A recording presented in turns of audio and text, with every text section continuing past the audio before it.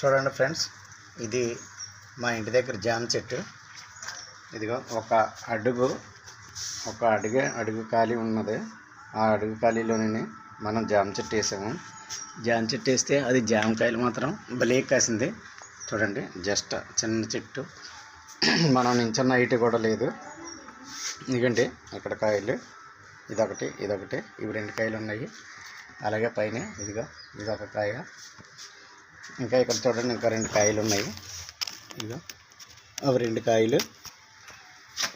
ఇటు చూడండి, ఇటు ఇంకా కాయలు ఉన్నాయి. మొత్తం జామ చెట్టు కాయలు. ఇవి 2 కాయలు ఉన్నాయి. ఈ చెట్టు అయితే మాత్రం భలే కాసింది.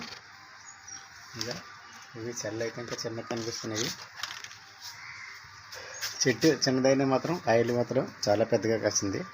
ఇది జస్ట్ మాకు ఉన్నది ఇంకా ఎంత జాగా, ఒక్క అడుగు జాగండి. అడుగు జాగాలోనే ఆ చెట్టు చూడండి ఎంత నీట్గా కాసిందో. చెట్టు అయితే మాత్రం చాలా బాగా కాసింది కాయలు. ఇక పైన ఇంకా పెద్ద కాయ, మరి కాయలు కూడా పెద్దగా ఉన్నాయి. ఇదండి ఇంత పెద్ద కాయ ఉందో చూడండి. అంటే చెట్టు చిన్నదైనా సరే కాయలు మాత్రం చాలా బాగా కాసింది. ఈ చెట్టు మాత్రం వేసే దగ్గర 1 ఇయర్ అలాగవుతుంది. అది చిన్న మొక్కప్పుడు తీసుకొచ్చాము. ఇప్పటికైతే మాత్రం కాయలు బాగా కాస్తుంది. మా ఊళ్ళు ఇంకా మా పిల్లలు తెంపి తినేస్తుంటారు. అయినా సరే కాయలు మాత్రం చాలా బాగుంది. టేస్ట్ కూడా చాలా బాగా ఉంది. అంటే ఒక అడుగు ఖాళీలోని ఇంత బాగా చెట్టు పెరగడం అంటే మాత్రం చాలా బాగుంది.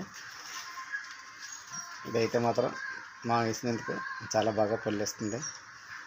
Okay, bye.